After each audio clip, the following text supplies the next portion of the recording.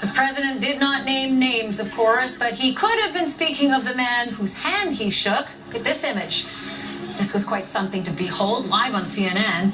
This happened on the dais. That's President of Cuba, Raul Castro, whose communist government has been on the outs with every American administration since Eisenhower. I want to bring in my CNN colleague, Wolf Blitzer, who was watching this extraordinary moment from Washington, D.C. So obviously, and I don't think this is a surprise to many, Wolf, that Havana is spinning this gesture as potentially something, and I'm going to quote, in fact, word for word, potentially the beginning of the end of U.S. aggressions against Cuba. Should anyone be reading into the handshake that much?